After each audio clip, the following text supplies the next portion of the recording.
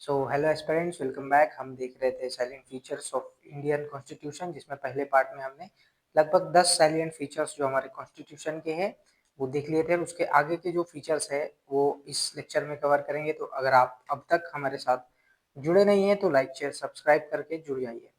तो आज का जो पहला फीचर वो है कि इंडियन कॉन्स्टिट्यूशन इंडिया को यानी हमारे देश को एक सेक्युलर स्टेट बनाता है। अब सेक्युलर स्टेट के क्या मतलब है, यानी कि जो स्टेट जैसे सेक्युलरिज्म, इस कंसेप्ट के दो पार्ट होते हैं। एक वो सेक्युलरिज्म होता है जो वेस्टर्न होता है, एक वो सेक्युलरिज्म होता है जो इंडियन है, यानी कि जो हमारे कॉन्स्टिट्यूशनल मेकर्स ने अडॉप्ट किया है। अब इनकी डेफिनेशन हम इस वाले जो पार्ट है हमारा, इसको एंड में उसकी डेफिनेशंस और डिस्क्रिप्शन देख लेंगे। लेकिन उससे पहले हमारे कॉन्स्टिट्यूशन में आर्टिकल्स के जरिए क्या प्रोविजंस है उसको पहले डिस्कस कर लेते हैं। तो ये जो टर्म सेक्युलरिज्म कॉन्स्टिट्यूशन के प्रेम्बल में डाली गई है, जिस वक्त 1949 में कॉन्स्टिट्यूशन बनाया गया था, ये उस टाइम पे नहीं थी।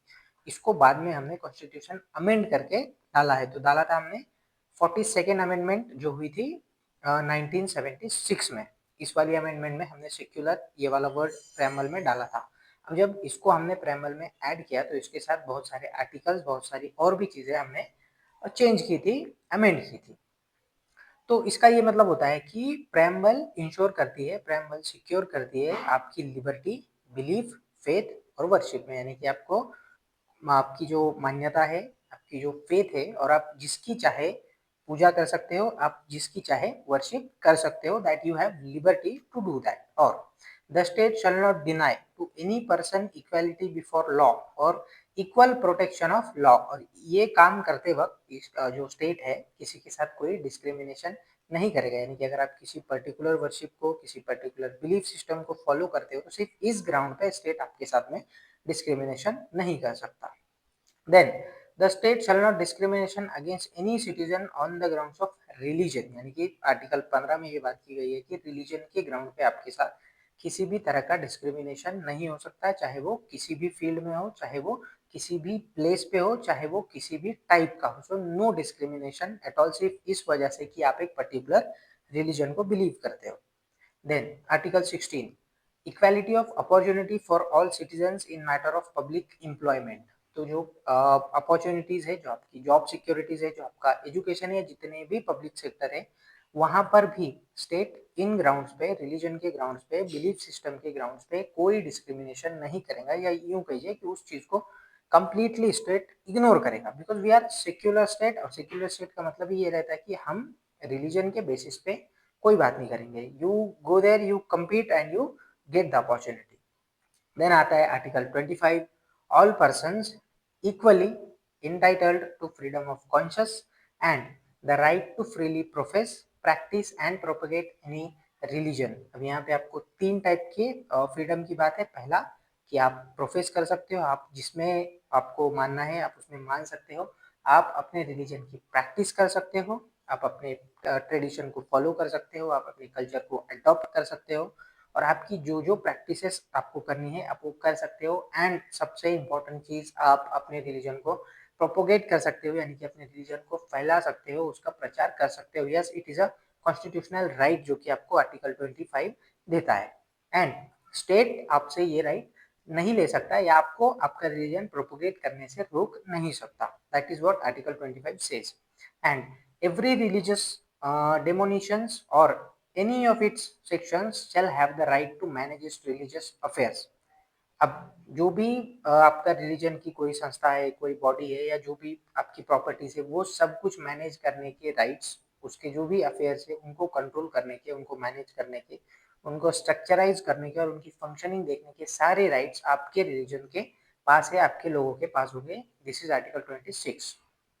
Then no person shall be controlled to pay any taxes for the promotion of particular religion, यानी कि ये आर्टिकल 27 में बोला गया है कि आप पर कोई भी रिलीजन या रिलीजियस पर्सन या रिलीजियस अथॉरिटी जिसको कि उस पर्टिकुलर रिलीजन में मान्यता प्राप्त है, वो आपको आप पे कंपल्सरी नहीं लगा सकते टैक्स की आपको देना ही है। जैसे मान लीजिए अगर आपके जो इच्छा है उस हिसाब से अगर आप किसी को दान देते हैं, किसी को पे करते हैं, then that is different thing. लेकिन क्योंकि आप एक पर्टिकुलर रिलीजन से बिलीव करते हैं, एक पर्टिकुलर रिलीजन से आप जुड़े हुए हैं तो उस रिलीजन के लोग आप पर कंपल्सरीली टैक्स नहीं लगा सकते।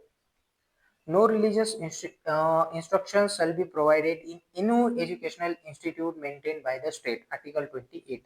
और ये सबसे इम्पोर्टेंट चीज है कि किसी भी स्टेट इंस्टीट्यूशन में जिसको कि स्टेट चला रहा है, स्टेट फंड कर रहा है, वहां पे किसी भी रिलीजन की आपको एजुकेशन नहीं मिलेगी। यानी कि वहां पे आपको कोर जो मॉडर्न एजुकेशन है, जो सेक्युलर एजुकेशन है, जिसके अंदर हमारी साइंस, मैथ्स और ह्यूमैनिटीज ये सारे सब्जेक्ट्स पढ़ाए जाएंगे। किसी भी रिलीजन की कोई भी रिलीजियस बुक, कोई भी रिलीजियस लीडर, वो सब आपको स्टेट फंडेड इंस्टीट्यूशंस में नहीं पढ़ा सकते।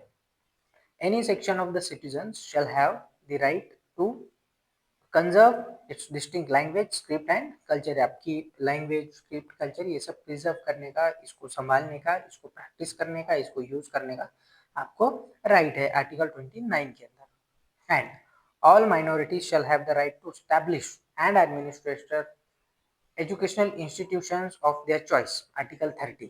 आर्टिकल 30 में आपको जो माइनॉरिटीज के इंस्टीट्यूशंस है, जिसमें माइनॉरिटीज किसी भी टाइप की हो सकती है, रिलीजियस, लिंग्विस्टिक, कल्चरल, जो स्क्रिप्ट में हो या फिर और कोई टाइप की माइनॉरिटी, तो इन लोगों के पास अपने इंस्टीट्यूट बनाने की और उनको एडमिनिस्ट्रेटर करने की पावर या इनको राइट कॉन्स्टिट्यूशन ने दिया है। और इसके बीच में स्टेट को भी कंट्रोल किया गया है कि स्टेट इसके बीच में अपनी नाक नहीं डालेगा। And the state shall endeavour to secure for all citizens a uniform civil code, article 44। अब ये डीपीएसपी इसके अंदर आता है, यानी कि स्टेट को ऐसा करना चाहिए, ये बोला गया है कि स्टेट एक सिविल कंडक्ट कोड लाए जो कि सबके लिए समान हो। लेकिन ये अगेन डीपीएसपी है, इसलिए ये नॉन जस्टिसिएबल है, इसको लेकर के आप कोर्ट में नहीं जा सकते। बाकी जो सारी चीजें उनको लेकर के आप कोर्ट में जा सकते हैं।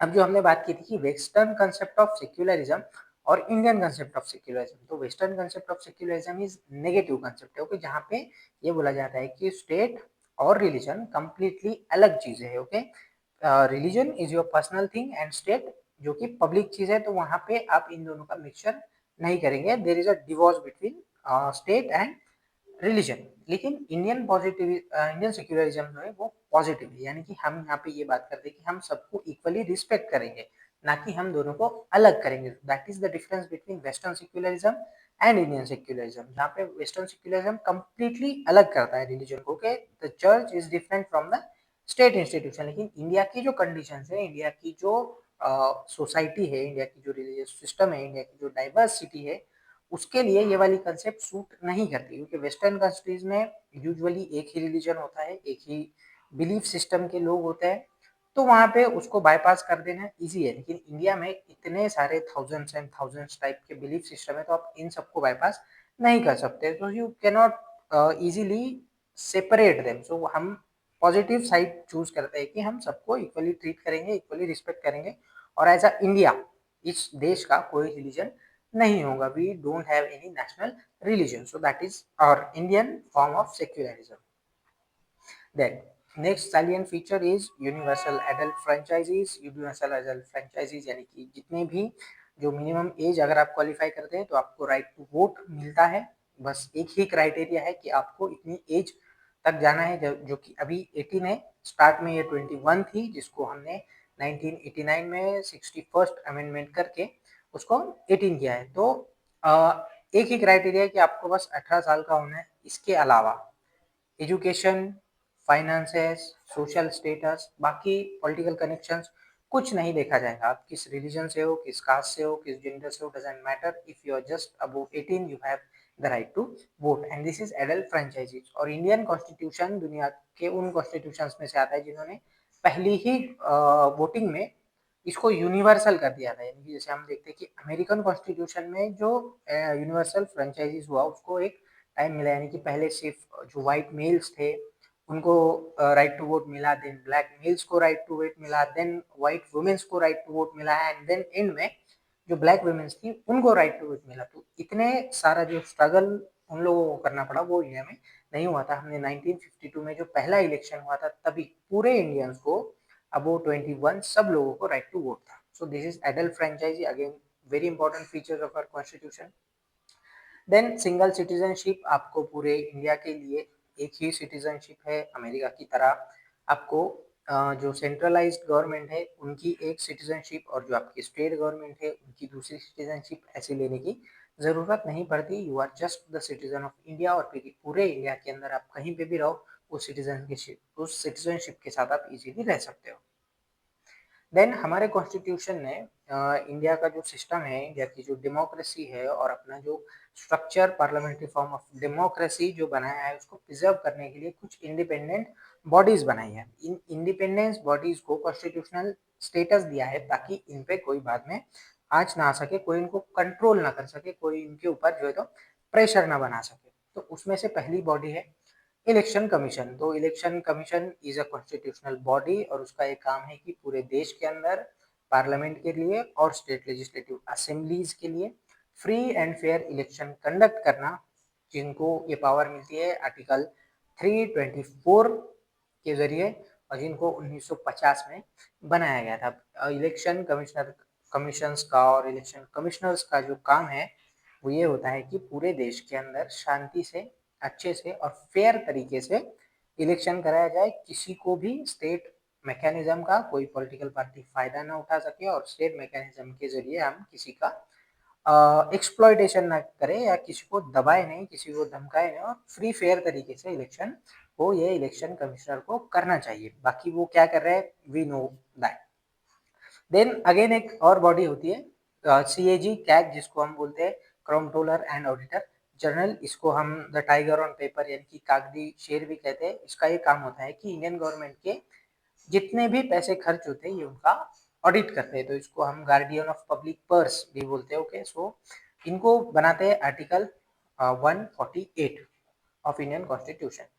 इनका मेजरली ये काम है कि गवर्नमेंट जितना पैसा फंड से ले रही है, सरकारी खजाने से ले रही है और उसको जहाँ पे खर्च कर रही है उन सब के बिल्स कलेक्ट करना, उन सब की गारंटीज देखना और वहाँ पे क्या क्या एक्चुअल में काम किया है ये देखने का काम सीएजी करता है।